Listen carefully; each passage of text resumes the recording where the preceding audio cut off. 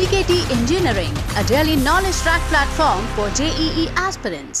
मेरा नाम वेद लावटी और मैंने ऑल इंडिया रैंक 1 हासिल की JEE एडवांस 2024 में with 355 out of 360 marks. Physics में मैंने फार्मूला याद करने की बजाय उनके कंसेप्ट और डेरिवेशन पर ज़्यादा ध्यान दिया, उनके पीछे जो भी कंसेप्ट है। और पिछले कई सालों का ट्रेंड भी देखें तो यही रहा है कि आप फार्मूला लगाकर JEE एडवांस के क्वेश्चंस नहीं सॉल्व कर सकते। अगर आपको पूरा कंसेप्ट नहीं आता उस क्वेश्चन के पीछे तो आप उस क्वेश्चन को नहीं सॉल्व कर सकते। मैंने ऐसे क्वेश्चंस सॉल्व किए, JEE एडवांस लेवल के क्वेश्चन सॉल्व किए मैंने फिजिक्स में, जिसके अंदर कंसेप्ट की रिक्वायरमेंट होती है, ना कि फार्मूले की। केमिस्ट्री में मेरा मेन फोकस NCERT पर ही था, क्योंकि NCERT एडवांस की केमिस्ट्री में बहुत इंपॉर्टेंट होती है। उसके अलावा क्लास में जो भी पढ़ाया था मैंने उसे देखा, और केमिस्ट्री को मतलब मेरे हिसाब से NCERT हमें 3 से 4 बार तो कम से कम पढ़नी ही चाहिए, क्योंकि और उसमें जो भी केमिस्ट्री में याद करने का पोर्शन होता है वो भी मतलब मैंने 3-4 बार पढ़ा तो याद हो गया।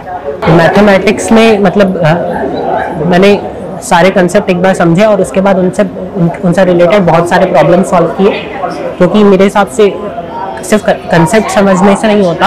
अगर आपको क्वेश्चंस मैथ्स में क्वेश्चन सॉल्व करने की प्रैक्टिस नहीं है तो आप with in the time limit आप मैथ्स को सॉल्व नहीं कर पाएंगे।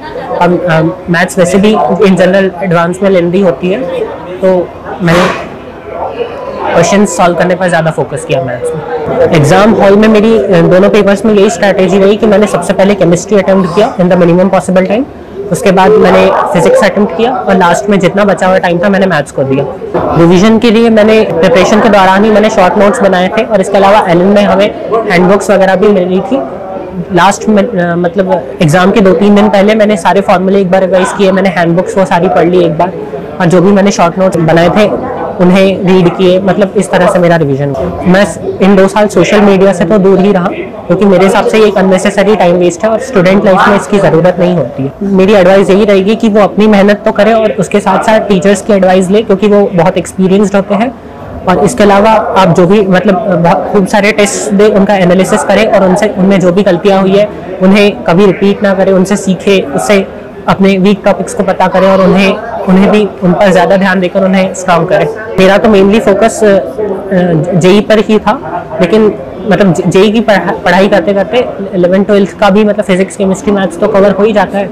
और मतलब जो मेरा इंग्लिश और एक एक्स्ट्रा मतलब जो 5th सब्जेक्ट होता है, जो मेरा फिजिकल एजुकेशन था, उसको भी मैंने आधा घंटा देकर मैंने कवर कर दिया। मतलब मैं यही कहूँगा कि आप खुद पर विश्वास रखें, खुद पर कॉन्फिडेंस रखें, और उसे कभी कम ना होने दें। अगर कभी कभार टेस्ट में लो परफॉर्मेंस भी होती है तो भी आप अपने टीचर्स और पेरेंट्स से बात करें, लेकिन अपने कॉन्फिडेंस को कम ना होने दें।